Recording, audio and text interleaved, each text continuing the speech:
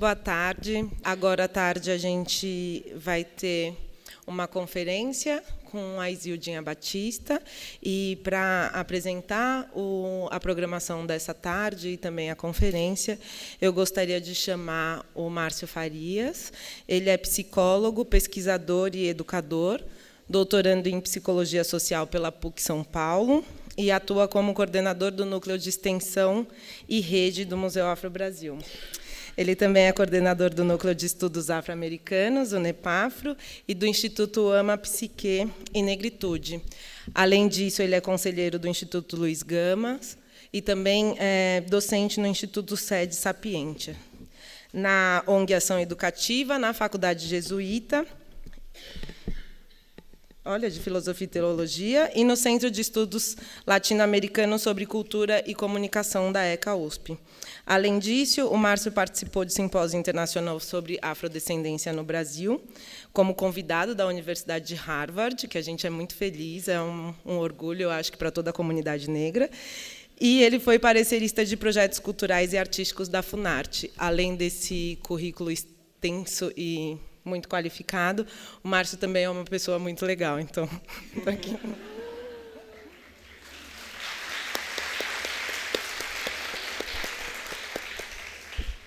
Estamos no mundo, né, Amanda? Querida companheira de labuta de longa data, desde o Museu Afro-Brasil. Gente, muito boa tarde, muito prazer.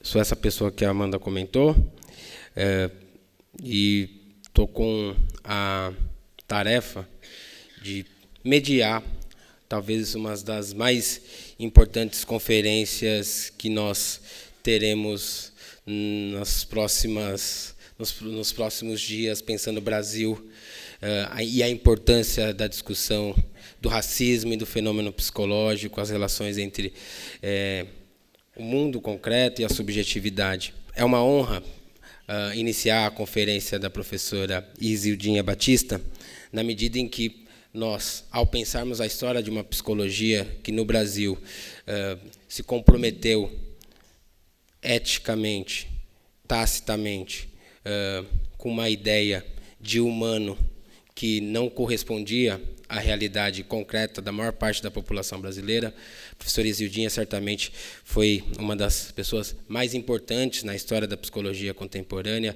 a trazer a discussão para a psicanálise do fenômeno do racismo. Então, convido a professora Isildinha Batista para chegar aqui à mesa.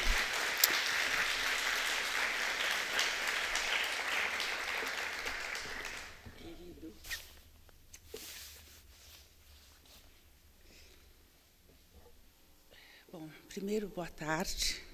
É um prazer estar aqui com vocês e é tão bom ser recebida tão carinhosamente pelo Márcio, pela Amanda, pela Sofia.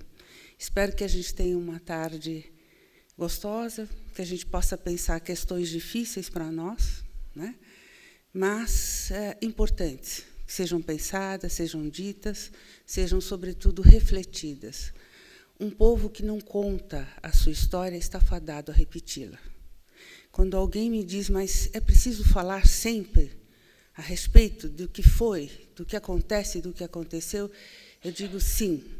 Se não formos capazes de contar a nossa história, não vamos ser capazes de nos livrarmos de todo esse sofrimento que tem passado de geração a geração. O racismo, afinal, ele é transgeracional, né? A violência racial não tem limite, né? Eu gostaria, antes de começar a falar, eu mandei um pequeno filminho. Alguém pode começar para mim, por favor?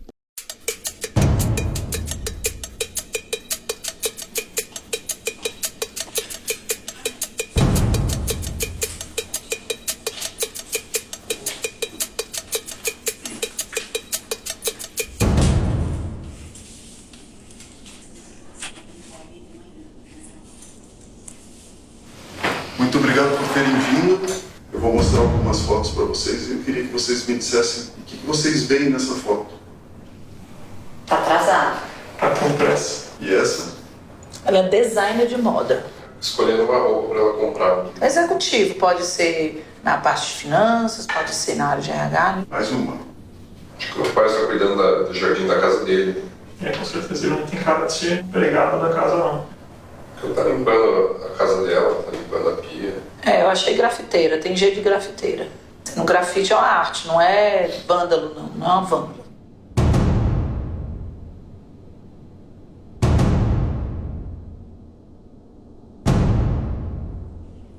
O que você vê nessa imagem? Alguém pichando o muro. Pichadora. E ela? Diarista? Limpando a casa? A empregada doméstica. Um jardineiro. Bom, ele me lembra um segurança de shopping. Um motorista particular. Vendedora, poderia ser uma costureira. Parece uma pessoa fugindo. Um ladrão. O nome disso é racismo institucional e as consequências são graves.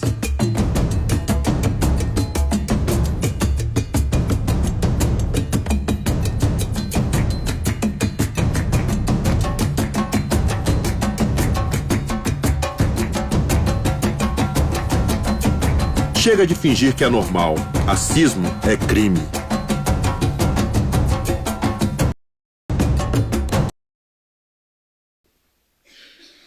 Eu comecei por esse pequeno filme que mostra mais ou menos como se dá a questão, por onde passa a questão do racismo. Quem somos nós? Quando, da ocasião da escravidão, foram 320 anos de escravidão. Não é pouca coisa. A África perdeu 70 milhões de pessoas entre o século XV e XIX. No Brasil, foram 12 milhões e meio de escravos. Isso dá uma média entre 36% e 46% de escravizados no Brasil, de todo esse total que saiu da África.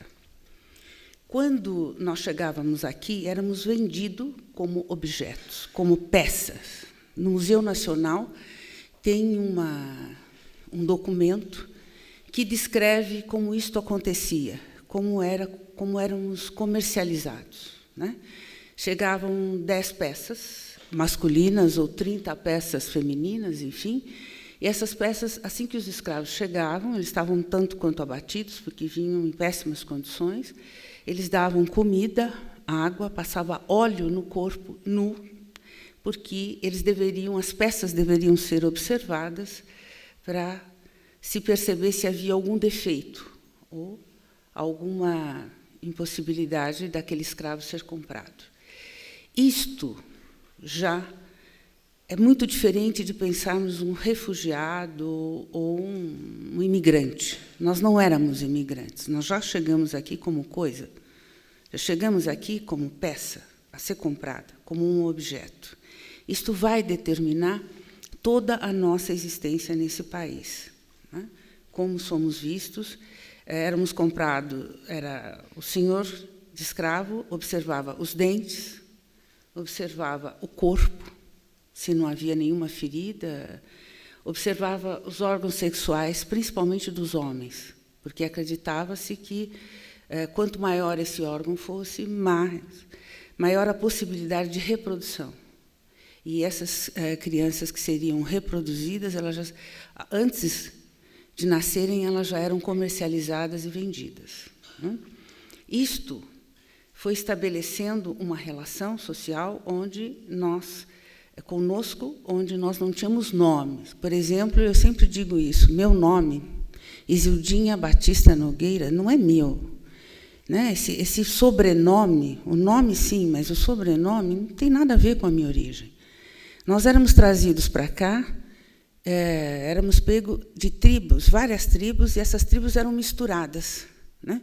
Assim como a nossa cultura na África tribal, cada tribo, e eram várias tribos, falava uma língua, falava um dialeto e tinha suas próprias crenças, etc. E tal. E isto foi pensado porque, dessa maneira, nós não poderíamos nos juntarmos, fazermos uma espécie de revolta ou qualquer coisa do tipo, né? A gente sempre confunde e usamos como sinônimo, e há 20 anos atrás, ou mais, quando eu fiz meu doutorado, eu fiz questão de poder definir bem essas palavras para que a gente pudesse entender. Preconceito é uma coisa, discriminação é outra e racismo é outra. Preconceito é natural do ser humano, né? Todos nós somos preconceituosos numa tentativa de poder preservar aquilo que cremos. A discriminação, ela é muito clara, né? Há uma separação na ideia de superioridade e inferioridade, né? Para que eu possa discriminar o outro, eu tenho que entender que ele é inferior a mim, né? O racismo é uma consequência da discriminação, porque o racismo ele se fundamenta biologicamente. Quando não só eu penso que o outro é inferior, mas ele não está na mesma categoria, ele não é humano, eu posso eliminá-lo.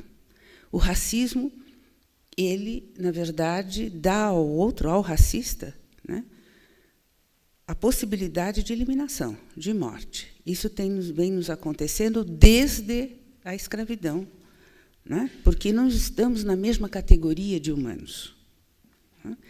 O corpo negro remete sempre a um pensamento escatológico, né? Além de não termos nomes, os nossos sobrenomes, na verdade, eles eram relativos a nos identificarmos como sendo desse ou daquele senhor, né? Tanto é que tem muito sobrenome da Silva, né? Porque era do senhor que detinha esse sobrenome. Além do mais, nós tínhamos o corpo marcado também, né, para saber de que fazenda éramos ou de quem era esse senhor. Psiquicamente falando, né, o que um pai transmite ao filho é transgeracional, vem de longe.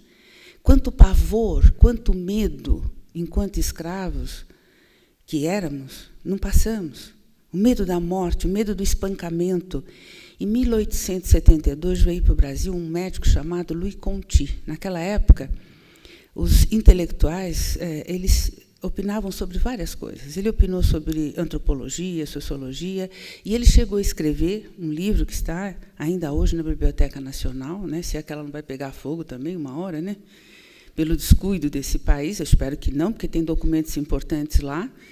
E esse livro que ele escreveu, esse trabalho que ele fez sobre pouco antes da libertação dos escravos, porque ele precisava justificar todo o sistema, gente, produz os seus cientistas.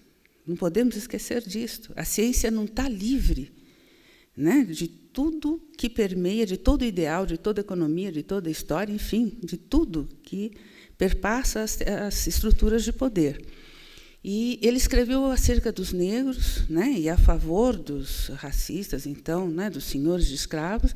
Ele dizia que os negros não eram afeitos ao trabalho, eles eram afeitos à vagabundagem, eles não sentiam dor, por isso podiam ser espancados, e não tinham a capacidade de se agruparem, de fazerem família.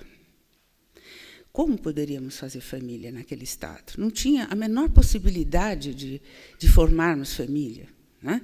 As consequências disso é que a maioria das famílias negras elas são um matriarcado. Tem mulheres fortes, não homens fortes. Mulheres que criaram seus filhos sozinhas.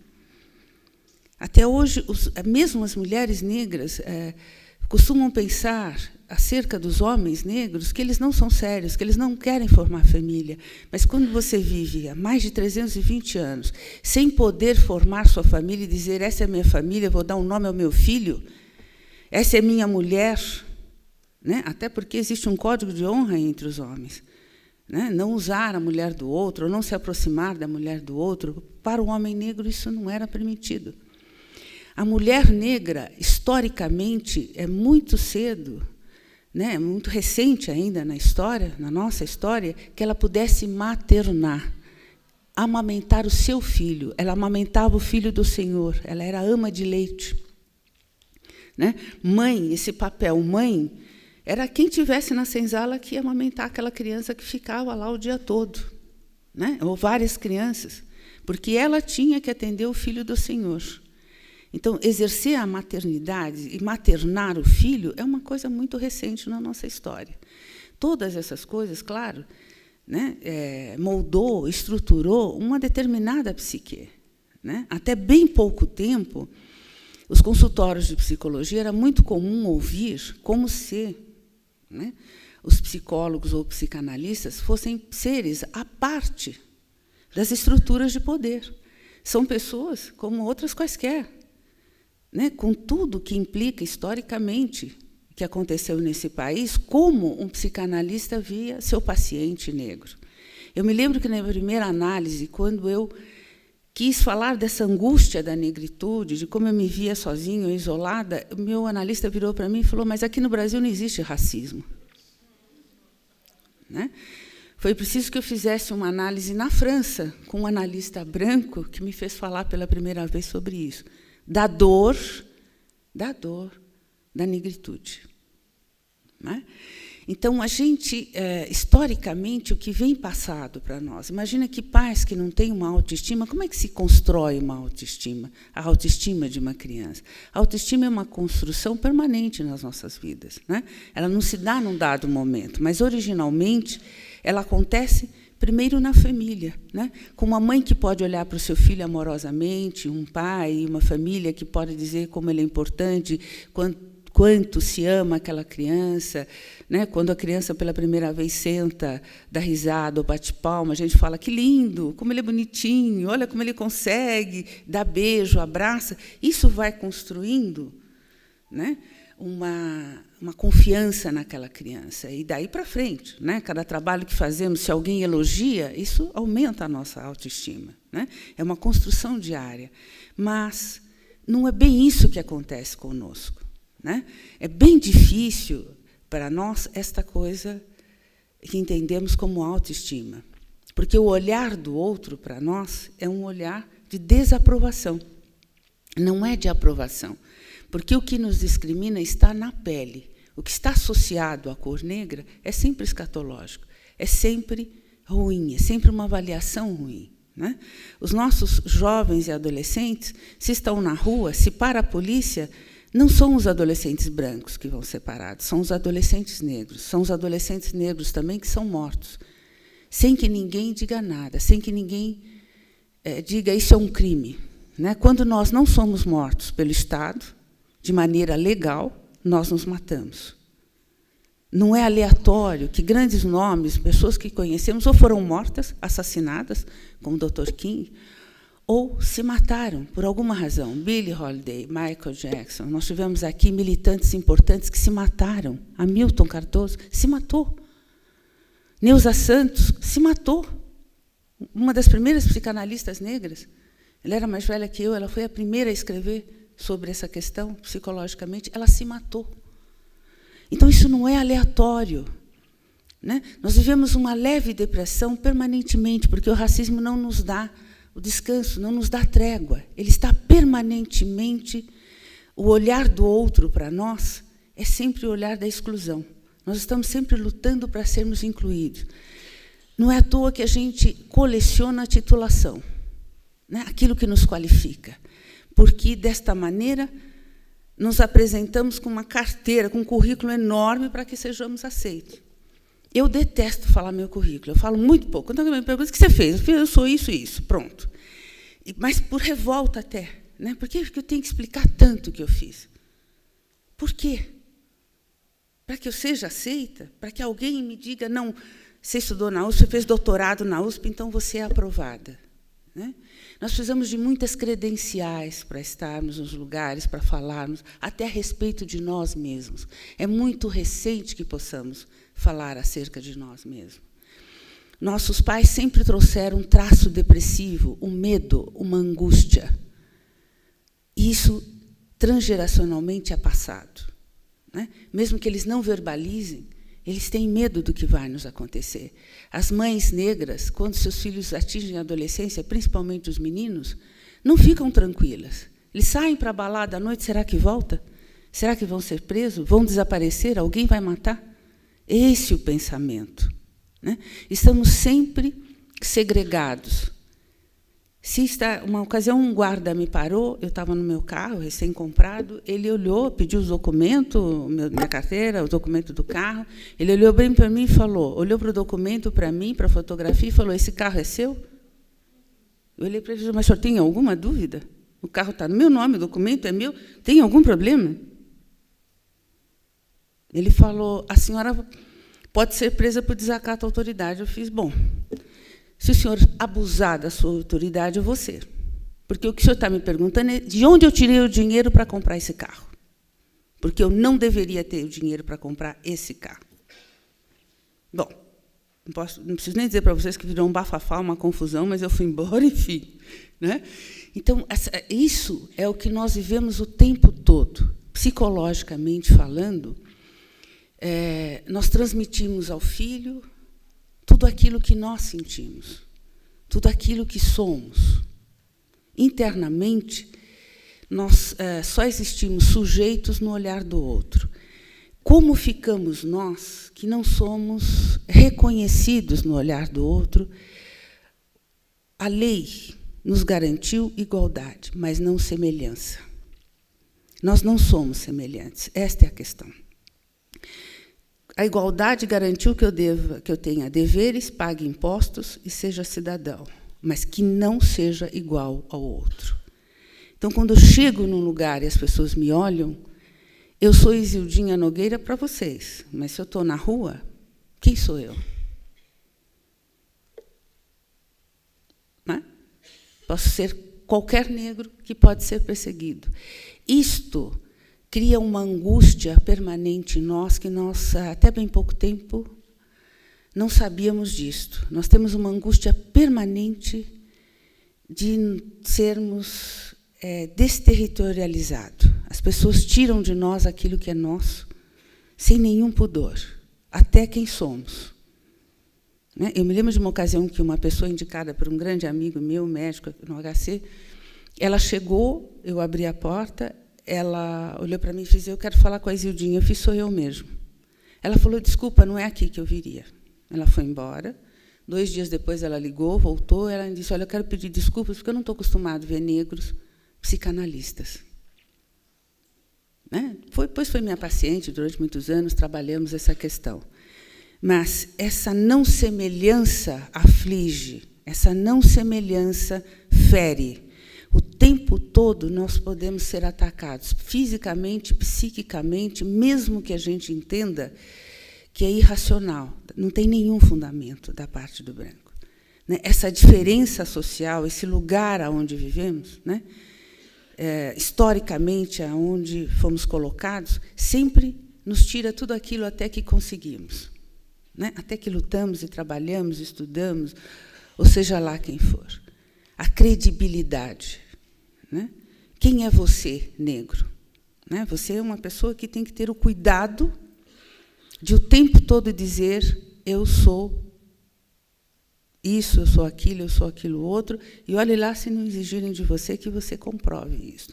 Então, isto causa uma angústia que vai nos deprimindo, e como a gente não tem o hábito de falar nisso, e como a gente não consegue entender como isso funciona, a gente acaba ou comendo demais, ou bebendo demais, acaba se autodestruindo sem entender que tem uma ligação direta com essa questão racial, porque há algo que nos angustia, há algo que não pode ser falado, há algo que não é dito. As mulheres negras, quando vão para as maternidades, até bem pouco tempo, não era dado anestesia a elas no parto, porque elas entendia-se que elas aguentavam melhor o parto do que mulheres brancas. Quando eu me formei, eu trabalhava numa FEBEM, que hoje não existe mais. Não era bem uma FEBEM, acolhimento de bebês que iam ser adotados. Os bebês negros nunca eram adotados. Os bebês negros, eles se suicidavam, eles se recusavam a comer, porque só os brancos tinham atenção dos cuidadores, que eram muito poucos. Como não tinham atenção, não tinham afeição, eles deixavam de se alimentar e morriam de tristeza, na verdade. Eles choravam, e, de repente, eles paravam de chorar, iam ficando doentinhos, e morriam. Por falta de amor, por falta de olhar, por falta de lugar. Nós só existimos sujeitos no olhar do outro. Se o outro não nos reconhece, não nos dá semelhança, ele nos tira do lugar de humano. Isto é extremamente dolorido. Nós vimos essa semana o que aconteceu com uma advogada. Saiu na mídia, todo mundo viu isto. Que coisa triste que foi aquilo.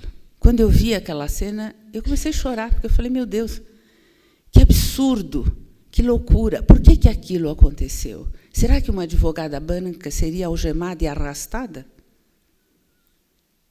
Ela seria questionada no exercício da profissão dela? Claro que não, óbvio que não. É esse o medo, essa angústia, não saber o que virá do outro lado. Não saber o que o olhar do outro pode fazer conosco. Que lugar é esse que vai nos colocar? Vai nos algemar? Vai nos arrastar? Vai nos agredir, seja psíquica ou fisicamente? Há uma dor que não pode mais ser calada, há uma dor que precisa ser dita, precisa ser tratada. Eu atendi recentemente uma criança branca, que foi uma criança negra, que foi para uma escola de brancos. Ela é a única criança negra, é uma escola bilíngue. No recreio, ela fica isolada, sentadinha, sozinha. Se a professora não vai conversar com ela, outra criança não vai. Por mais que a escola tente trabalhar ou se disponha a trabalhar isto. A escola diz, não, mas a gente produz brincadeiras conjuntas, enquanto os professores estão, tudo bem. Ela não é convidada para ir à casa de ninguém, para dormir ou para festas ou coisa do tipo. A escola, então, passou a fazer festas dentro da escola para eliminar esse tipo de coisa. Mas as crianças fazem do lado de fora, só que ela não é convidada. Ela é a família negra dela, e ela é bem carregada na cor, linda, linda, usa tranças, é uma gracinha, inteligente, muito inteligente, fala super bem inglês, porém, ela vive isolada, ela vive sozinha. E a mãe a levou para mim porque o pediatra pediu, porque ela estava deprimindo, ela está deprimida, ela é uma criança, ela quer iguais, ela quer brincar, ela quer ter melhor amigo. Como? Como? Essa coisa de ser a exceção nos lugares. De estarmos. Recentemente, eu fui para a Sociedade de Psicanálise, agora no último dia 25, fazer uma palestra, e eu estava no púlpito, como eu estou aqui, falando com vocês, e tinham 2 grandes amigos meus, do AMA, sentados na primeira fileira, porque era muito caro, mas eles foram para me ver, e o colega que me apresentou disse, a gente não pode mais ter isso. Nós que somos uma plateia de branco com um negro. Eu falei, não, nós somos 3. Não somos muitos, mas somos 3. Essa invisibilidade. Ou nós somos invisíveis, que ninguém vê, ou quando somos visíveis, somos a exceção. Isso é péssimo. A gente quer se sentir igual. A gente não quer se sentir diferente. A gente não quer estar nos lugares para alguém nos olhar e dizer, ou nos identificarmos pelo nome, com uma etiquetinha, já com o nosso currículo e tudo, para justificar essa exceção. Nós queremos ser pessoas, queremos ter credibilidade. Queremos nos sentir acolhidos, amados, respeitados, vistos. Agora, uma criança que cresce dessa maneira, com vergonha da sua própria história. Todas as crianças que eu atendi até hoje, olha que eu já estou trabalhando há 38 anos, sempre me disseram, por que a gente não tem uma história diferente? Porque só contam que a gente foi escravo, que a gente apanhou, que a gente é fujão, que a gente é ladrão. Não pode contar outra coisa? A gente não tem direito a ser outra coisa que não jogador de futebol? As crianças sofrem com isto, têm vergonha na aula de história. Todos os brancos têm heróis na história. Conquistadores, colonizadores. Nós não, nós somos trazidos numa condição de animais. E até hoje precisamos lutar para sair desta condição. O medo e a angústia que nos assola sempre, de sermos sempre colocados em xeque. Há uma tragédia nesse momento que poucas pessoas têm falado, mas eu trabalho exclusivamente com um grupo de homens militantes negros, e esse grupo tem se reduzido. Não porque eles não gostariam de vir, alguns têm se suicidado, pelo cansaço, não aguentam mais.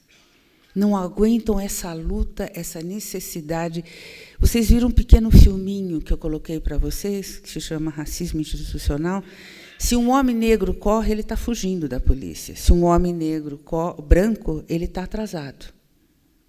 Então, esse lugar que você não tem escolha, esse lugar que independente do que você faça, você é colocado automaticamente no lugar da impossibilidade, daquele que está errado, daquele que não pode escolher, daquele que não pode ser. Né? Não pode se dizer eu sou, eu faço, eu tenho. O tempo todo estamos sendo despojados de nós mesmos. Né? Quando a criança cresce envergonhada de si mesmo, né? Porque há uma vergonha de si. Obviamente, são poucos os negros que atingiram uma certa classe média ou até tendendo à média alta. O que acontece? Nós estamos sempre nas classes menos privilegiadas. Né? Isto já nos coloca num lugar muito diferenciado em relação aos outros. Porque é quem não pode adquirir, é quem não pode ter, é quem não tem acesso. Poucos de nós teve acesso ou têm acesso a uma boa escolaridade. Né? Então, isto dificulta as cotas que foram tão discutidas. Né? E é impressionante como os brancos se arvoram desesperadamente contra as cotas, como se fosse, de repente, da noite para o dia, todos os brancos saírem da universidade e entrarem os negros. Isso jamais aconteceria. As cotas são necessárias. Obama é resultado de Copa, porque nos Estados Unidos as cotas foram levadas a sério. Dar oportunidade. Nós não temos oportunidade de comer, que dirá chegar a uma boa escola. Né? Por quê? Porque queremos assim, porque não gostaríamos de fazer diferente? Não, não é verdade. Né? Nós gostaríamos, não podemos. Psicologicamente, as nossas angústias, elas estão muito fixadas no real. Por isso que é muito difícil para o analista ou para o psicólogo atender bem o negro. Por quê? A fantasia e o externo é real. Não tem uma diferença entre o que é a minha fantasia e o que pode acontecer. Né? Então, fica muito difícil reconhecer o que é o romance familiar de cada um de nós, como se diz na psicanálise, a nossa história, pai, mãe, toda a família, e o que é a realidade de uma classe ou de um grupo de pessoas que não puderam nem ter uma boa estrutura familiar. Né? Então, quando um negro, no meu divã, me diz eu tenho medo, né, eu sei que ele não está falando de um medo psicológico meramente, né, assim, da minha fantasia, da fantasia dele, do que seria a realidade. Ele está falando de uma realidade. Ele está falando de, muitas vezes, ter sido parado pela polícia ou ter sido preso e não saber o que explicar. Se fala, apanha, se não fala, apanha. Será esse medo um mero medo psicológico? Como a gente costuma dizer, como se o psicológico fosse mentira. Não, o psicológico não é uma mentira, é um sentimento, é uma sensação. Né? Que geralmente tem a ver com a realidade, mas tem um descolamento da realidade. No nosso caso, não existe esse descolamento. No nosso caso, nós estamos angustiadamente presos, interna e externamente. O pavor existe. O pavor está colocado.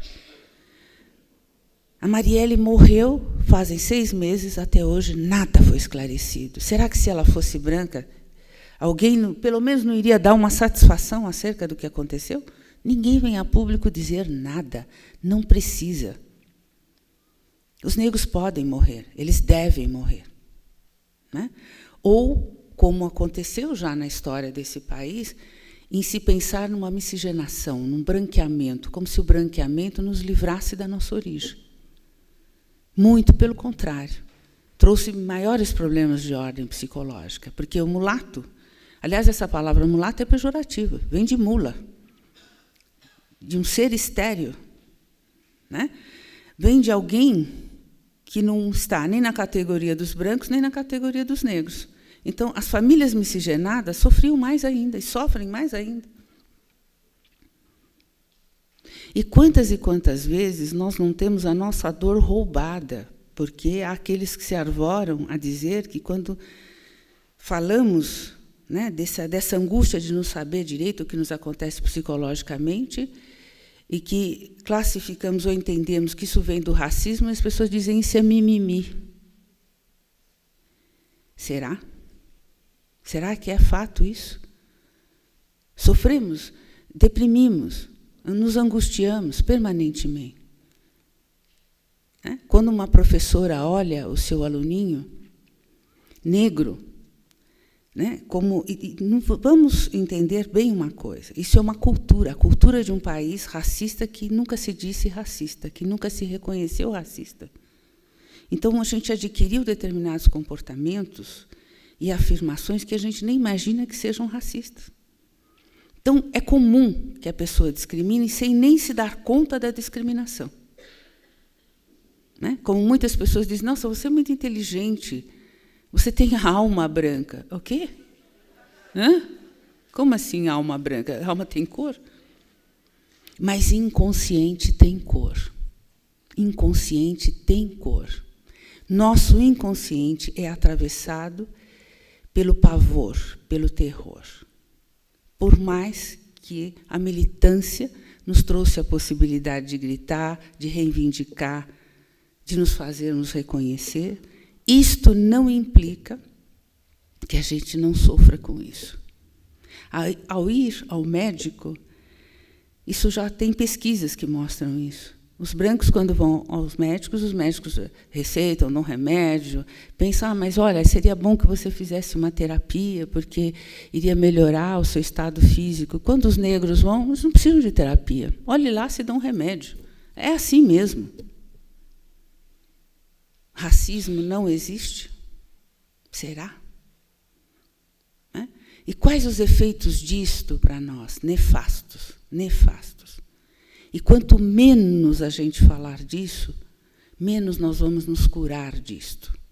Falar disto é importante, porque falar sobre isto é nos curarmos disto. Brancos e negros. A gente não pode esquecer que o racismo atravessa brancos e negros. Os negros compraram uma ideia e eles também vivem apavorados. E nós também. Só que a diferença é que nós não nos apavoramos, mas eles nos apavoram o tempo todo. Porque o lugar do branco está garantido, o lugar da brancura, sobretudo. Agora, o lugar da brancura é diferente do branco. A brancura aflige também o branco, porque a brancura é a excelência.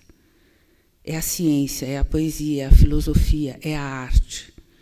Essa exposição que o MASP maravilhosamente nos ofertou, esta possibilidade, que está linda, aliás, eu vim, Amanda, eu amei a exposição, fiquei horas, principalmente quando eu vi a carta de entrada e reconheci a fala de um amigo.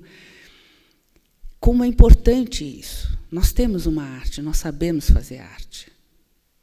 E precisamos mostrar essa arte.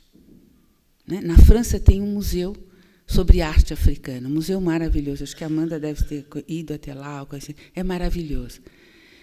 Aqui nós temos o nosso, que vai se formando, o Museu de Arte Africana, que vai se fortalecendo dia a dia, graças ao trabalho de Emanuel, o trabalho como museólogo, que foi excelente. 45 já? Bom, ele está me lembrando do tempo, que se deixar eu falo até amanhã. Então, a gente precisa mostrar isso. Nós temos a capacidade, a possibilidade, somos seres inteligentes, sensíveis. É preciso ter o espaço de mostrar que nós somos capazes. Quantos adolescentes ficam inseguros, sofrem. Os rapazes vão para o meu consultório com problemas, desde problemas de ordem sexual, porque acabam totalmente inseguros, tendo que provar uma sexualidade que não existe. Tanto nós, as mulheres, também.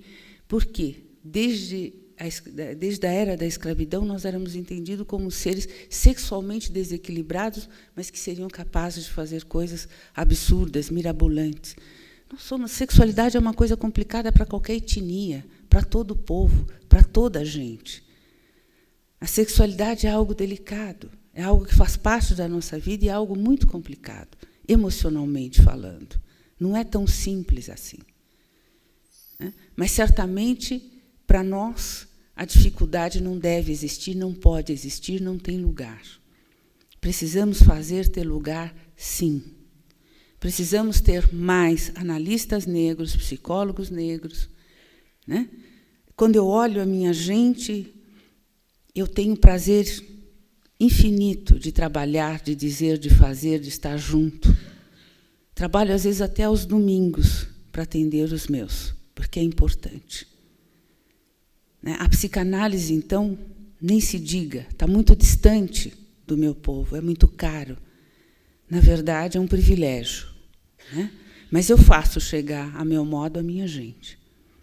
Eles precisam muito desse conhecimento. Esse conhecimento muito tem nos ajudado e mostrado esse mecanismo do racismo. Assim, alguém que, para ser reconhecido como sujeito no olhar do outro, não pode ser o sujeito que é, mas o sujeito que o outro espera que seja. Quem é esse outro que a gente espera que seja, a gente não sabe. Desta forma, a gente se transforma num autômato, num ser sem posição, com medo, angustiado. Porque quem eu posso ser para o outro? O que eu posso ser para o outro para que o outro me aceite ou para que o outro me dê o lugar que eu tenho na história da humanidade? Por sermos de uma origem tribal e não termos escrito a nossa história é oral. Na África, tudo é oral, a oralidade é importante na África. Isso tirou a nossa humanidade, para os outros. Claro que não nos tirou na realidade, mas por não termos escrito a nossa origem, é como se nós não trabalhássemos, não tivéssemos leis, não tivéssemos uma organização. As tribos eram muito organizadas. Não é fato que é uma bagunça ou que era uma bagunça. A África foi rejeitada ou foi delegada a uma miserabilidade. Sempre que se olha para a África, se pensa na benevolência ou então na caridade. Não se pensa num continente riquíssimo, que produz de tudo. Alguns lugares, petróleo, ouro, diamantes, enfim, mas são os brancos que ali exploram, levam embora e não deixam nada lá. Então, fazer comércio com a África ainda é uma questão. O primeiro mundo não se digna ir lá negociar de igual para igual, como acontece em outros países, outras etnias, outros continentes. Nós não. E isso tudo, obviamente, carregamos isso, cada um de nós, no nosso corpo. Nós somos o único povo que carrega no corpo a própria história, a própria razão de não poder ser. Os judeus, por exemplo, não necessariamente você olhando para um judeu, você sabe que ele é um judeu. Se ele não falar o sobrenome dele, você não sabe se ele é um judeu ou não. Um povo que também sofreu discriminação. Mas era o sobrenome que denunciava a sua razão étnica. A ideia de raça, que tem sido controversa até aqui para os cientistas, alguns cientistas preferem não mais usar raça, porque raça diz muito pouco de um povo.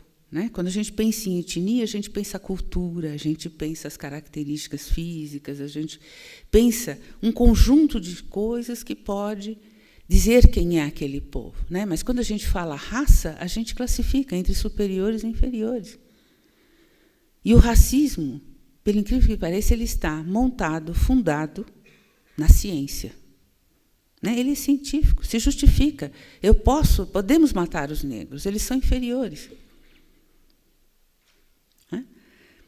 O Mbembe fala isso, que é um autor incrível, um negro incrível, que escreveu A Crítica da Razão Negra, um livro maravilhoso.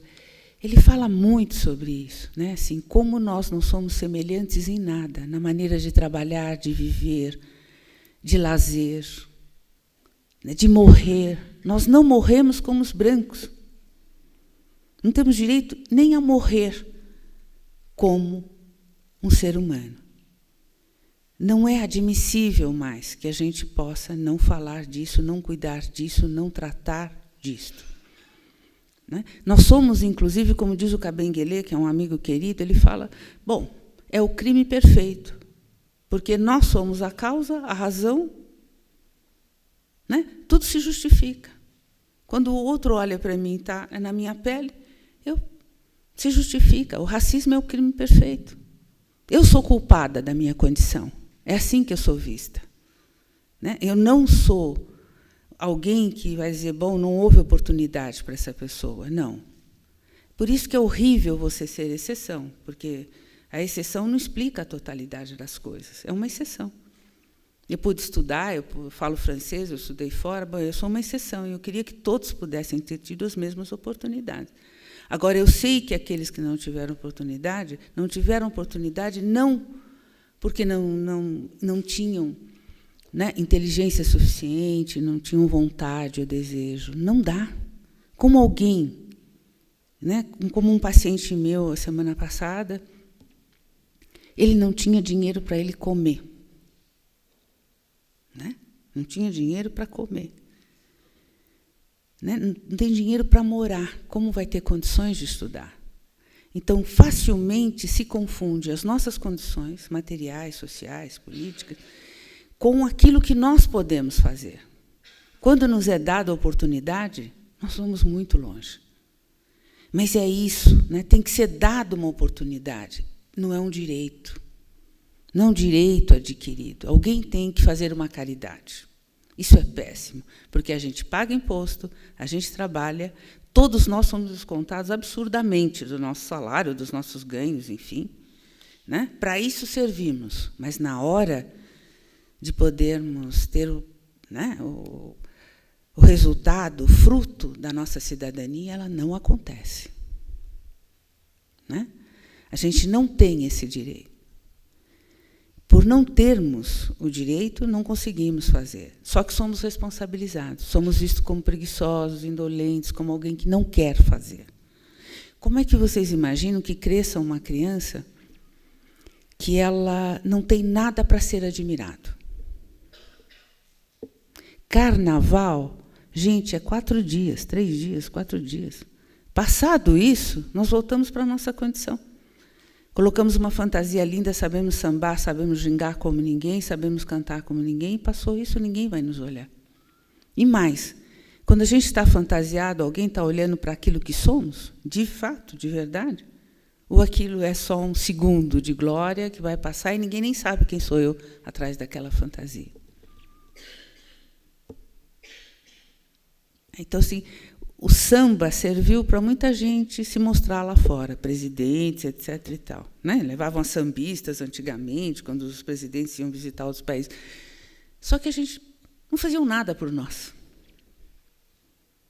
Né? Um país que, do lado de fora, é visto como ele é uma... Nós somos uma maioria, os negros, nesse país. Nós somos maioria, não somos minoria.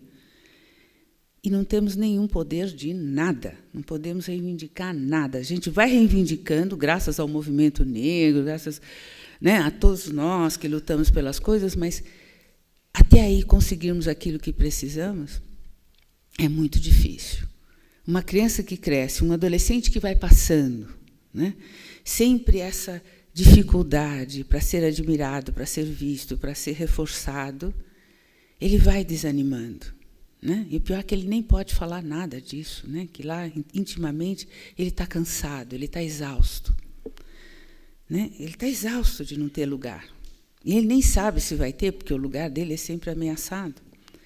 Ele não basta ser bom, ele tem que ser muito bom. Para que a gente tenha um reconhecimento, a gente tem que ser muito bom, a gente tem que ter pelo menos 4 ou 15 cargos. Para quê? Por quê? Por que não podemos ser quem somos e sermos valorizados por aquilo que somos? Quando vamos para o médico, a gente nunca sabe como o médico vai olhar a gente, simplesmente se ele é branco. A gente não tem confiança no médico e tem medo de falar isso. A gente não fala isso. Aí o branco olha para a gente sabe, será que ele está sabendo quem somos nós, quais as dores? Né? A gente não sabe. Às vezes, tem médico que mal olha para a cara do seu paciente quando ele é negro. Não dá atenção nenhuma. As consultas são rápidas e curtas, muito curtas. Falar sobre a questão racial de modo psicológico tem muito mais sentido quando vocês falam. Eu vou parar de falar e gostaria de falar com vocês. Não vou me alongar mais. Eu gostaria de responder todas as perguntas, se forem possíveis. Que assim eu vou falar mais para as necessidades que vocês têm e aqueles que vocês gostariam de saber. Eu vou ler para vocês uma coisa que eu coloquei no finalzinho da minha tese, uma fala que eu acho linda, né? Aliás, no final não, no começo da minha tese de doutorado. É um texto do Solano Trindade, é um verso, na verdade, que ele diz: eu canto aos palmares, sem inveja de Virgílio, de Homero ou de Camões, porque o meu canto é o grito de uma raça em plena luta pela liberdade.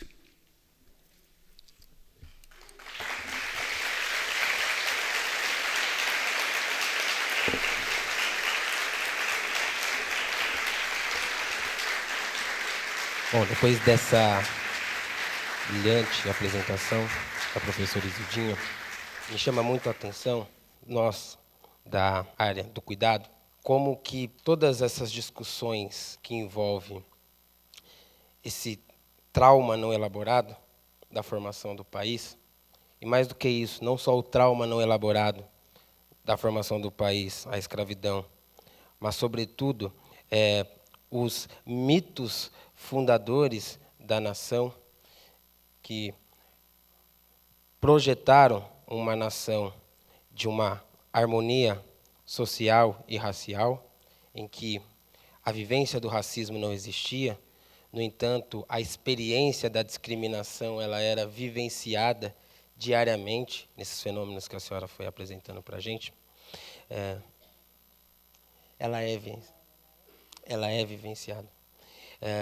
E como isso desdobra na clínica. Como na clínica a nossa, muitas vezes, incapacidade de nomear essas vivências, de falar sobre as nossas experiências e correlacioná-las a processos mais complexos, né?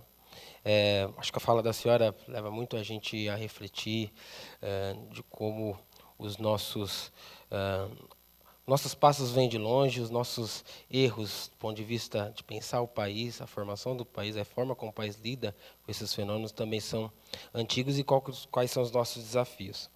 Nesse sentido, eu queria mesmo que nós conversássemos sobre quais são os fenômenos mais recorrentes nessa clínica, né? Nesse cuidado da escuta eticamente comprometida com essa realidade desigual socialmente, mas racialmente. Antes da senhora responder, acho que agora é a hora que a senhora também convocou, né, o público conversar com a gente. Então, vamos começar com uma rodada de 3 perguntas, e aí ela comenta, a gente faz uma segunda rodada, pode ser? Como isto chega na clínica, Márcio, né? Em geral, chega com o paciente se dizendo deprimido e, muitas vezes, com diagnóstico, né, de bipolaridade ou vindo de um tratamento psiquiátrico, altamente medicado, né, e sem entender e sempre se autorresponsabilizando. Eu sou assim, eu nasci negro, eu fiz isso, eu não sou capaz, eu não fui bem na escola, eu não sou inteligente. Desconstruir isto, né, e dizer para ele, não, você não está louco, essa sua tristeza tem muito a ver com a realidade. Né? Entendendo a sua história, quando ele começa a contar a história, eu ajudo a ele a construir o que ele podia ser dentro dessa história e como ele pode reverter isto. Né? Porque começa pela própria dificuldade da construção familiar. Meu pai, eu não sei quem foi meu pai, minha mãe trabalha como faxineiro numa fábrica, mas ela sempre quis que eu estudasse, eu estudei muito, alguns me dizem eu estudei, eu fui bem, mas eu tenho um cargo no trabalho, eu nunca consigo mudar. Eu cheguei até um ponto, não vou. O meu chefe diz que eu vou ultrapassar, eu não vou. E aí a pessoa começa a deprimir e dizer, mas eu não sou bom. Né? Quando, na verdade, o que está acontecendo ali é a ação do racismo. Né? E eu preciso dizer para ele, você não está louco, né? Você não está ficando doente à toa, você tem razão para isso. Este lugar não te permite ir além. Você vai até esse lugar, então será que é aí que você vai ficar? Quer dizer, desconstruir isto que normalmente está na própria pessoa, quer dizer, ela acredita estar nela mesma. Né? Não dá para dizer para ele, é uma fantasia da sua parte, isso tudo que você está dizendo. Não é. Né? Como fazer esse caminho entre... Porque a fantasia e a realidade no nosso caso, ela se torna uma coisa só. Né? Então, para o analista ou para o psicólogo, diferenciar esse romance familiar, o que está acontecendo, tirá-lo desta angústia, significa fazer essa leitura, diferenciar, mostrar o quanto aquela pessoa pode, reconstruir com ela uma autoestima, porque ela vai se desanimando o tempo todo, né? Porque não tem retorno o próprio investimento dela para nada. Né? Então, ela precisa, diferente de alguns de nós, quando sobressaímos, a gente tem um retorno enorme daquilo que somos. Então, claro, isso vai nos fortalecendo. Mas, no dia a dia, não é assim que acontece. Né? Então, trabalhar isso, reconstruir a autoestima da pessoa, fazer com que ela possa construir essa autoestima a partir dela mesma e dela saber se autoalimentar, se retroalimentar. Boa tarde, tudo bem? Eu comecei a ter contato com a psicanálise como paciente faz exatamente 3 anos, que eu comecei a me tratar com uma psicóloga negra, né, que, enfim, foi a demanda que eu coloquei para poder me aventurar dentro desse novo universo, né, de ser analisado. E sempre quando eu trago essas questões, eu sou casado também com uma psicanalista, né, negra, e sempre quando eu trago essas questões com amigos, eu ainda percebo que existe uma certa resistência da população negra em relação ao tratamento psicanalítico. Eu sei que uma dessas resistências tem a ver exatamente com o que a Isildinha disse, é caro, né?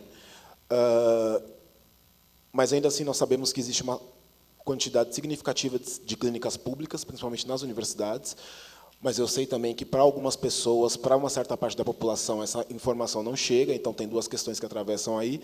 Mas eu fico pensando que, nos últimos tempos, com esses avanços que nós tivemos socialmente, nós conseguimos formar cada vez mais uma classe cultural, negra, se formando. Como você mesma disse, a gente precisa dos títulos. Então, essas pessoas, tem algumas pessoas que já estão em outro lugar, que já têm acesso, seja a psicanálise pública, ou a clínica pública, ou que podem pagar uma certa quantia, porque minha companheira sempre diz que o bom profissional ele sempre vai negociar preço, porque a função ética dele é tratar o sofrimento do paciente.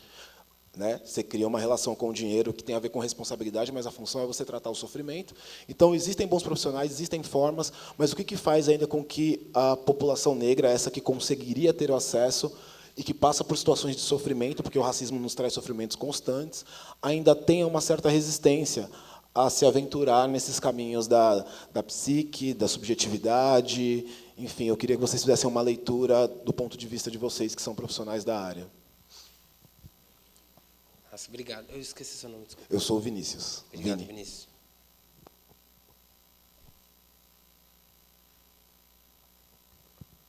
Vejo várias mãos levantadas e confesso que não consigo saber qual foi a ordem.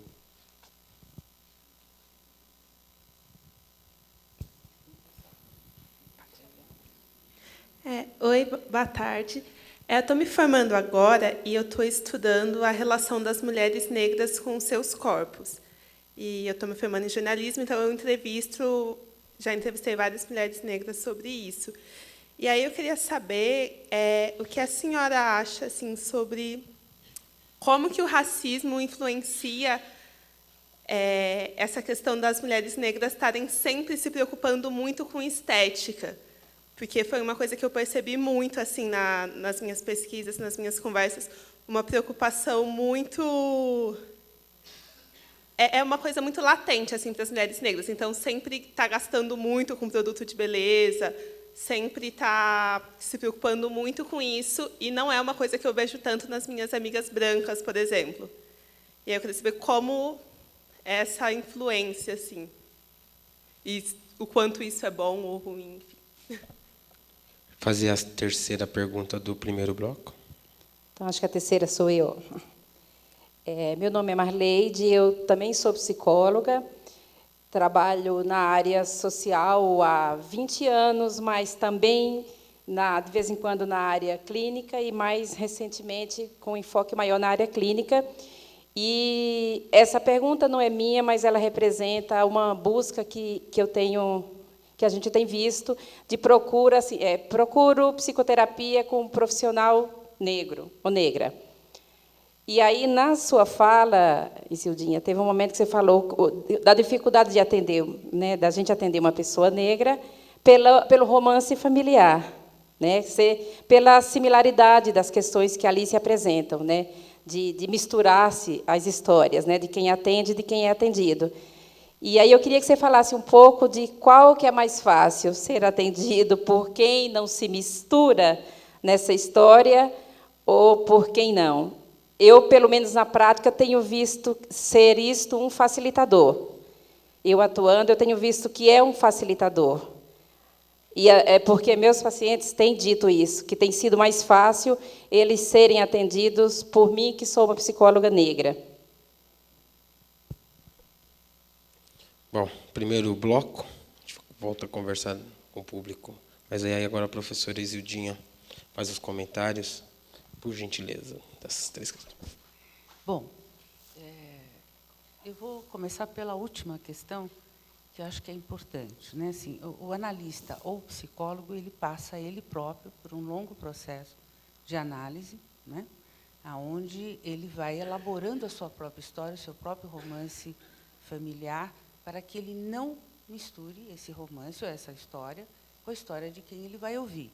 A minha clínica é uma clínica 100% praticamente. Eu tenho 2 clínicas, uma clínica de brancos, que eu atendo brancos e abastados, que é assim que eu consigo viver, né? E eu tenho uma clínica onde é a mesma analista que está ali, né? Eu acho que, na verdade, é muito recente que um negro confie no outro negro, para começar, né? Essa é a herança que nós trouxemos ainda do processo de escravidão, onde nós éramos colocados com pessoas de tribos diferentes, e isso causava uma grande desconfiança. E, historicamente, também há um medo da gente se juntar, né, para que a gente não seja confundido. A gente não gostava de se ver no outro. Isso de olhar para um outro negro, ter um olhar e aceitar e gostar de estar próximo a um outro negro, é uma aquisição muito recente, porque até bem pouco tempo a gente tinha horror a encontrar outro negro. Se encontrasse outro negro, fazia de conta que não via, porque não gostaria de se ver no outro. Obviamente, a minha escuta é uma escuta que ultrapassa o que ele traz como romance, porque eu consigo ler o que significa isso socialmente. Enquanto o meu paciente não consegue perceber os efeitos do racismo nele mesmo, eu consigo entender o que é isso, porque estudei isso, fiz isso, escrevi uma tese sobre isso, então isso é possível, né? Mas o se ver no outro, para nós, era simplesmente apavorante. A gente não tinha essa possibilidade até bem pouco tempo. A gente desesperadamente precisava se ver num branco que nunca será visto e nunca era visto, né? Mas eu penso que a gente não, longe de fazer uma segregação, brancos de um lado e negros de outro, eu não penso assim. Eu acho que nós temos que nos aproximar muito dos brancos, e principalmente dos analistas brancos. Aliás, o AMA, a gente tem um trabalho, né, Márcio, do qual trabalhamos com analistas brancos para que eles nos conheçam, saibam quais são as nossas questões e o que eles vão ter que trabalhar. A questão aqui não é de promover a segregação, mas, pelo contrário, né, é de poder falar de uma especificidade, falar de uma psique que teve, na sua formação, na sua estruturação, uma questão dentro do real, né, que é toda essa história que nós temos. Para começar, agora respondendo a você que falou da beleza, né, da mulher negra, a beleza ela é helênica, ela é grega. Nós estamos muito distante disso. Então, a nossa vontade de estar bem ou de ser bonito, muito recentemente, a gente tem também valorizado a beleza negra, trança no cabelo. Eu usei sempre trança no cabelo. Desde que eu me conheço por gente, eu nunca alisei cabelo, não gostava. Mas também não tem problema quem alisa. Eu acho que alisar o cabelo é uma das formas de se fazer bonito, né? Até bem pouco tempo se criticava quem alisava o cabelo. Por quê? Não, né? Não vai se deixar de ser negro porque alisa o cabelo. É uma das modalidades de beleza, ou de tratar o cabelo, né? Mas a beleza não é negra. Recentemente que a gente fala na beleza negra. Quando você pensa na beleza, né, helênica, grega, ela não traduz, não está em nós, né? Nós temos um nariz chato, o rosto mais arredondado, mais comprido, enfim, mas temos uma outra, né, um outro fenótipo, uma outra figura. Obviamente, o desejo de agradar ou de ser bonita, aliás, essa coisa da beleza tornou escravos mulheres brancas e negras, né? As brancas também são escravas da beleza. Todo mundo quer ser bonito, todo mundo quer ser magro, além do mais, né? De maneira não saudável, tem até muitos problemas em relação a isso. Não é uma exclusividade da mulher negra essa aflição. Eu entendo que ela seja de toda a gente, todas as mulheres, né? Mas, claro, que para nós tem uma conotação da apresentação, do ser aceito, de fazer com que o outro goste da gente, né? E, ultimamente, como a gente tem valorizado os penteados africanos, os cabelos africanos, né, queremos nos ver no outro, queremos usar roupas com motivos africanos, etc. E tal, claro que isso tem facilitado e nos trazido uma certa satisfação e prazer, porque antes havia uma angústia, um medo, né? Usar o cabelo black, né, também é uma coisa que, historicamente, é recente, porque as pessoas tinham que imitar o cabelo dos brancos. Nesse momento foi muito ruim, né? Porque a gente tinha que ter um cabelo como tinha os brancos, e é impossível, a gente tem uma outra, né, uma outra estrutura, uma outra possibilidade genética, né, cabelos mais carapinhas, mais enrolados, né, e é bonito também, e a gente precisa ver como bonito também. Mas eu me lembro, enquanto criança, e ao brincar com as outras crianças, mesmo que a minha avó fazia trança, eu me lembro um dia que eu cheguei para a minha avó, nós éramos 18 netos, e ficávamos com ela, para os pais poderem trabalhar. E havia várias famílias na rua, claro, a nossa família superava de todo mundo, nós éramos muitas crianças. E como meu avô era militar, ele tinha uma organização militar, então para nós, as crianças, todas as crianças queriam vir brincar conosco, mas eu entrei chorando e falei para minha avó, ela falou que eu sou preta, meu cabelo é de Bombril. Minha avó me sentou no colo e falou, vem aqui, o seu cabelo é lindo, eu tranço o seu cabelo, ponho tranças, eu amo você, seu cabelo é igual ao meu. Nós crescemos com a sensibilidade da minha avó, que era uma pessoa muito inteligente. Ela disse, mas seu cabelo é igual ao meu. Eu amo você. Eu faço tranças no seu cabelo, ele fica lindo. Alguém tem que dizer para a criança que ela é bonita, que ela é linda.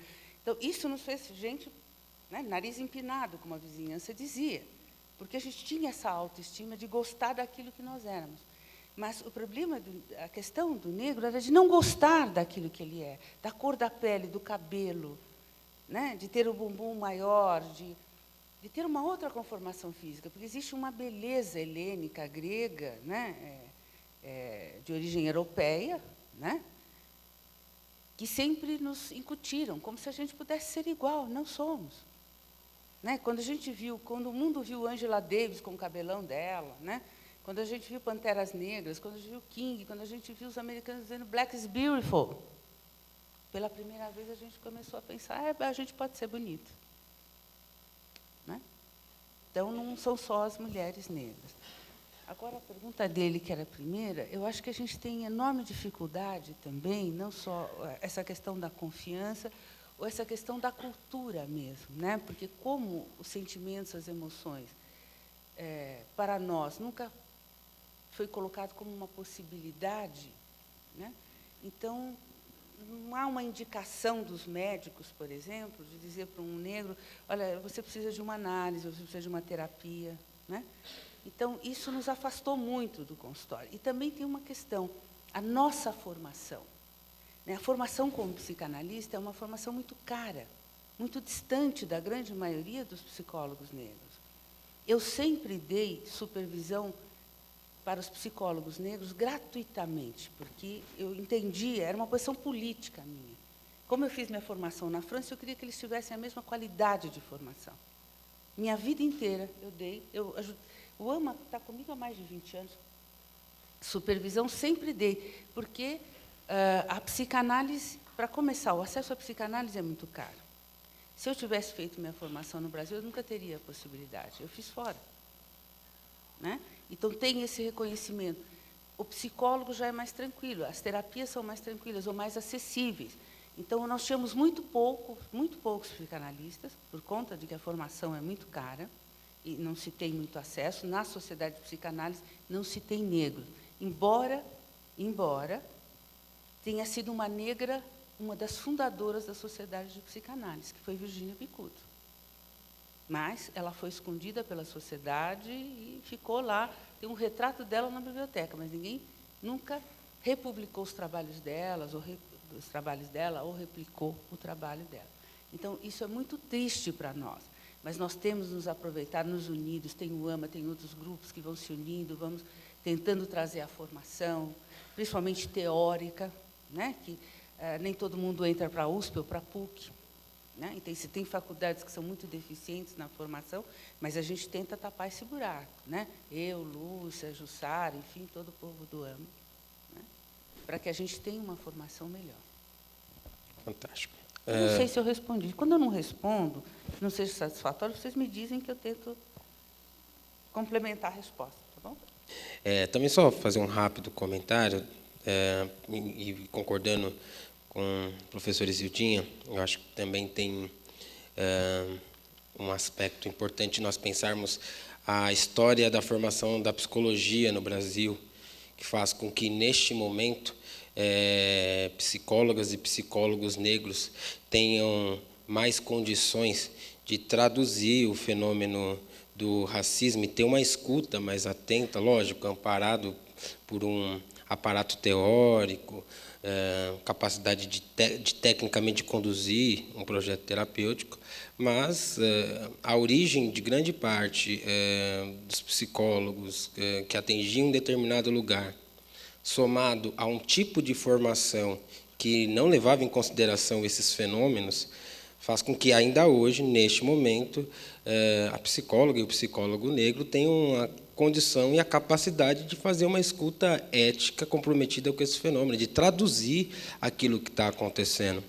Nós, no Instituto AMA, entendemos que isso é um período da história, é uma conjuntura que, de um lado, esses psicanalistas atentos, que têm uma boa formação, mas que não têm condições de escutar esse fenômeno pela sua origem de classe, pela sua origem étnico-racial e pela formação, precisam ter o apoio da instituição AMA, dos nossos parceiros históricos, para entender esse fenômeno, de um lado, e, de outro lado, nos ajudar a formar, né, a juventude de psicólogas e psicólogos que têm, de fato, necessidade de mais informações do ponto de vista da sua formação teórico-clínica. Então, o fenômeno é bastante complexo. Também concordo plenamente, tem uma dinâmica cultural que faz com que a gente tenha muita dificuldade de falar, até porque falar para a população negra, historicamente, sempre foi uma questão difícil falar de si, mas escoou na arte, na cultura, né? Se nós observarmos a produção artística, a produção cultural, muitas das coisas que nós passávamos e passamos, elas estão denunciadas na arte, a arte também como uma forma de elaboração, de resistência. Bonito, né? Tem a sua função estética, mas numa sociedade como a nossa, a arte e a cultura tiveram e têm um papel fundamental de elaboração das nossas questões. Pois bem, vamos continuar essa troca de ideias? Pode ser? Mais 3 perguntas, comentários? Boa tarde, meu nome é Sandra, eu sou professora da rede pública, né, de artes, e nessa semana eu achei muito interessante, numa roda de conversa com os alunos, surgiu a questão da cor da pele, não a etnia, né? Então, meninos que têm os traços, os cabelos crespos, né, os traços da etnia, mas que têm a pele clara. E aí a discussão, é negro ou não é negro, né, porque a pele é clara, o que seria ser negro? E um dos alunos comentou, ela pode se sentir negra, fazer parte da etnia, mas ela nunca vai passar o preconceito que eu passo, né, porque ele tem a pele mais escura. Então, eu queria que você fizesse um pouco um comentário sobre isso, porque os adolescentes, que agora estão começando, alguns, né, a se identificar, a se colocar, a rebater quando acontece alguma discriminação, né, eu achei interessante a conversa que eles estavam levantando, e são alunos de 8º ano, quer dizer, eles têm 13 anos, são jovens, são novos, mas já estão discutindo isso, né, onde vai... E pensando no Brasil, aonde vai esse preconceito? Só da etnia, da cor da pele. Tá? Obrigada.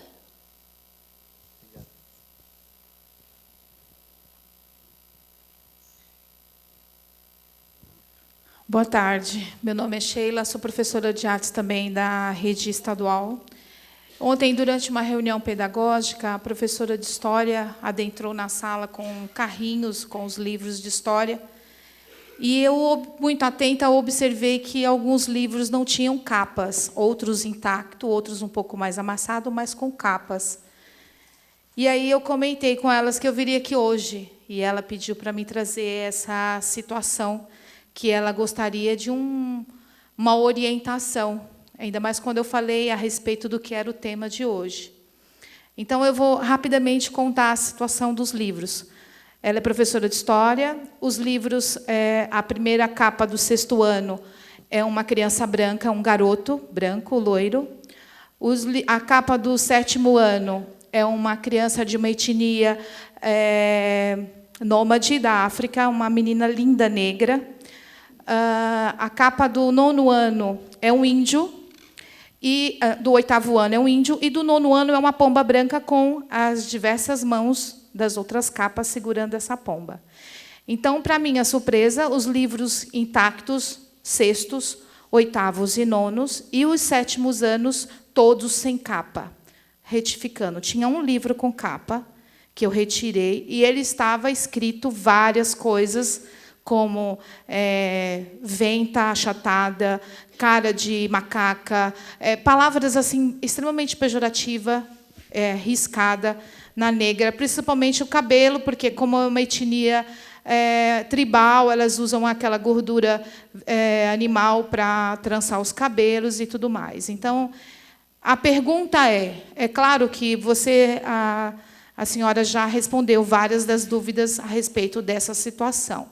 Mas eu acredito que não só essa escola, como várias outras escolas, têm problemáticas assim que eu acho que são muito mais graves.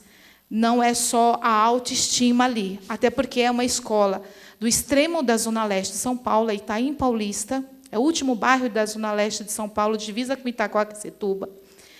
E 99% dos nossos alunos são negros. A outra porcentagem são não brancos. E como não tem essa identificação? Porque é óbvio que não houve. Não quer se ver, não quer se reconhecer. A senhora já falou sobre isso, né? Mas, apesar da escola ter um projeto anual abordando a africanidade e a indígena brasileira, não está sendo alcançado. Pelo contrário, os livros são novos, eles estão intactos, somente sem a capa. Então, como ajudá-los? Trabalhar a autoestima vem sendo trabalhado, mas eu acho que é algo muito além disso.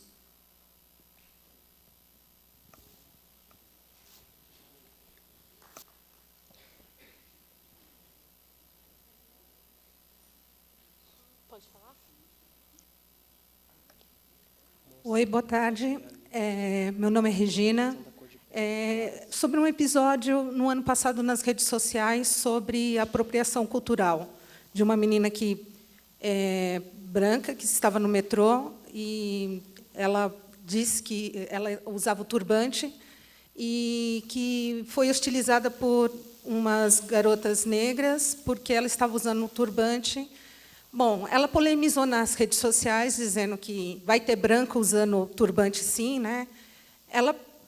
E no acompanhamento desse discurso, e a gente tentando conversar também com as pessoas que debatiam na rede social, a gente falando da questão histórica e outras coisas mais, mas a agressividade, assim, tipo, por que branca não pode usar turbante? Mas a gente tentando puxar para o contexto histórico e tipo, racismo reverso, né, que ficou. A própria garota depois reconheceu que criou uma polêmica, talvez exagerada, né? Talvez a percepção dela foi exagerada, mas ficou o debate, né? Fomentou debate na televisão e da rede social foi para a televisão. Queria como que a gente argumenta melhor também com relação à apropriação cultural com as pessoas, porque mesmo a gente explicando, né, tem ainda achando que a gente está fazendo o racismo também com branco. Então, como que a gente consegue dialogar melhor também?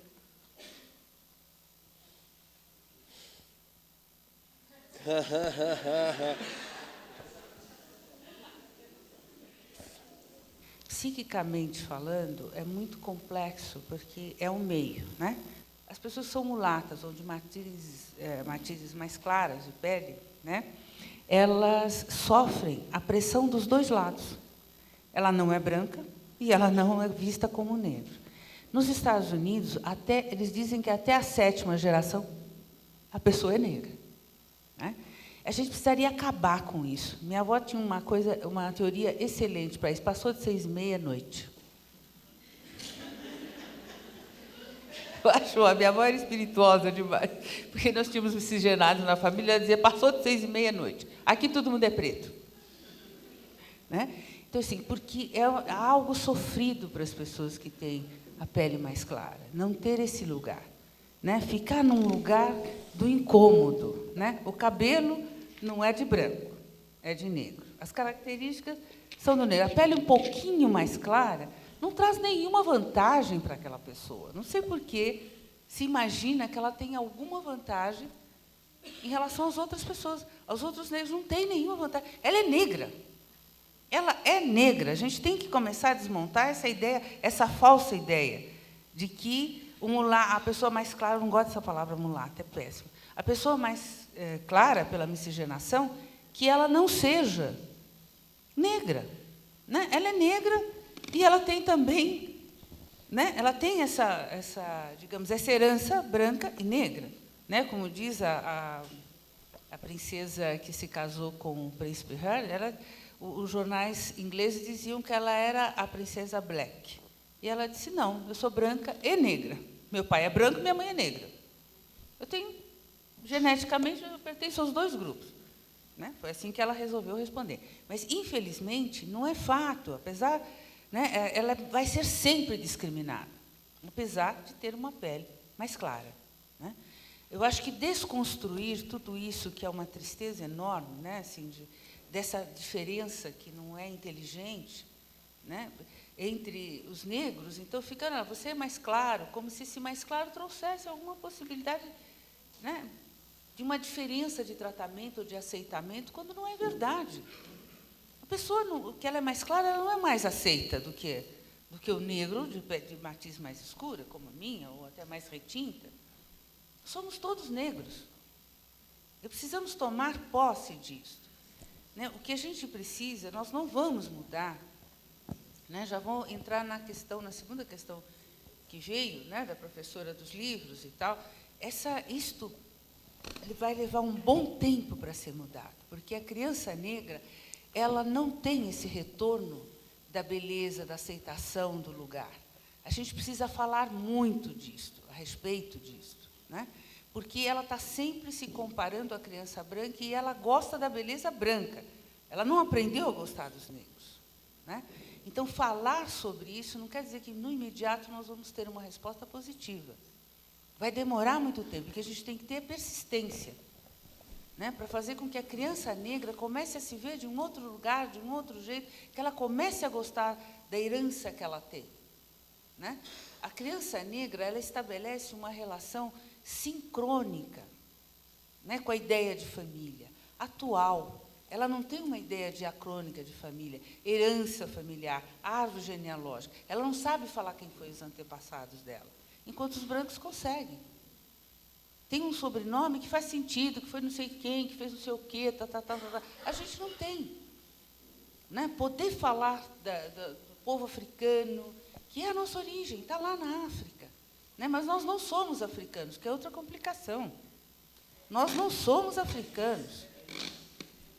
Então, poder falar desse lugar já, nosso inconsciente é europeu, apesar da cor da pele. Né? Ele é europeu, porque nós estamos inseridos numa cultura de origem europeia. Agora, outra coisa é falarmos da nossa origem, ou até admirarmos a nossa origem. Né? E a criança ir aprendendo a conviver com isso, gostando disso, admirando essa história. Né? Não é porque a cultura tribal não escreveu acerca da sua história que não exista uma história. Hoje a gente está começando, me traz uma notícia alvissareira para a gente, porque na África começa a se escrever a história no papel, porque ela é oral. Evidentemente, como ela é oral, ela vai de geração a geração, ela vai se reconstituindo, se reconstruindo, ganhando novos elementos. E perde a credibilidade quando a gente compara isso com a história dos caucasianos, dos europeus, que é uma história que aconteceu lá, que foi daquele jeito, entendeu? Porque está escrito. Né? A paciência de falarmos, de trabalharmos, é trabalho de formiguinha mesmo, né? De acabar com esta coisa, trazer a criança para a humanidade dela, para a história dela, fazê-la gostar dessa origem. Também depende muito de como a gente fala, como a gente conversa com a criança. Porque se a gente também não admira, nós não vamos conseguir passar admiração por essa história, nem por essa gente. A gente precisa saber como é que nós, cada um de nós, professores, analistas, médicos, sociólogos, como nós lidamos com isso. Nós gostamos dessa história? Gostamos sempre ou aprendemos a gostar? Que também é uma diferença enorme. Eu acho que mais recentemente a gente começa a olhar para essa história com certo orgulho. Porque até bem pouco tempo era só vergonha que a gente sentia. Né? Os negros diziam, não quero estar com a negrada. Como assim não quer estar com a negrada? Eles são os seus. Sinto muito, estamos todos aqui. Não é? Então, assim, essa história, nossa história aqui, uma coisa é a nossa origem, a nossa ancestralidade, né? Trazer essa história, mas hoje aqui, o nosso inconsciente, né, o que aprendemos, o nosso aprendizado, o nosso modo de vida não é africano. Eu posso até assimilar, gostar, mas não é fato, não é verdade. Eu não sou africana. Eu me lembro quando eu cheguei na França, eu fui morar no foyer para estudante. E o pessoal do foyer resolveu que me colocar junto com as moças negras, porque as meninas negras, porque ela vai se dar bem logo, vai se enturmar. Eu consegui me enturmar com japonês, suíço, francês, alemão, menos com as negras. Eu falava, mas o que está acontecendo? Até que um dia eu me enfezei e virei para a menina do lado da minha cama e da minha mesa, chamava Patience. Écoutez, Patience, né? Escuta, por que você não fala comigo? Porque você é uma melange. O que significa? Você é uma mistura. Você não é como eu. Não, de fato, não sou mesmo. Eu não tive culpa nenhuma que minha família se misturou, que no meu país é assim. Agora eu gosto de você, eu quero você é africana. Eu sou originária de lá. Né? Eu não estou lá, mas os meus ancestrais eram de lá. E aí a gente começou a criar uma amizade, e eu me lembro até que a gente, naquele ano, nos anos de início da década de 80, estava assistindo um comitê, né, pelo Nelson Mandela, a luta do apartheid. Eu pude entrar, porque até então eu não podia entrar. Né? Eu era discriminada pelos africanos. Né? Então, é porque eu tinha essa cor de pele que automaticamente eu fui acolhida entre os africanos. Não foi. Né? Obviamente, acho que há alguns exageros, e nós vamos passar muito por isso, né, quando os brancos tentam se identificar conosco, fazendo um cabelo como o nosso, ou a gente se sente um pouco roubado, com medo disso também, né? Como se isso fosse nos desvalorizar, nos tirarmos do nosso lugar, a nossa negritude. Não vai. Né? Não vejo como uma coisa, claro, deve ter criado uma polêmica enorme sobre disso, porém, eu penso que é importante que os negros ponham, sim, o turbante, façam dreads, tranças, assim como a gente também faz coisas que eles fazem que a gente gosta. Né? Essa mistura, ela é alvissareira, ela é boa, ela deve acontecer. Não sou contra que aconteça, e acho que nós, os negros, não temos que ter medo disso. Muito pelo contrário. Tomara que mais brancos gostem de coisas de negros. E vamos repartir essa vida e vamos viver juntos, numa sociedade mais igualitária. Né?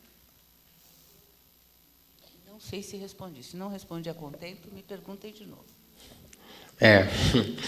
A vontade é ficar conversando com a senhora, mas acho que a gente tem que encerrar, infelizmente, essa conversa, mas a professora estará circulando, o pessoal que quiser conversar com ela, entre em contato. Eu agradeço honestamente a presença da professora Isildinha, e também a mediação do Márcio, a todo mundo que estava aqui de manhã, na mesa da manhã, e, sobretudo, porque isso é muito importante, a presença de vocês, que fazem esse programa acontecer e torna todo o trabalho que a gente desenvolve aqui um trabalho satisfatório, assim, porque, enfim, vocês são demais. Obrigada, gente.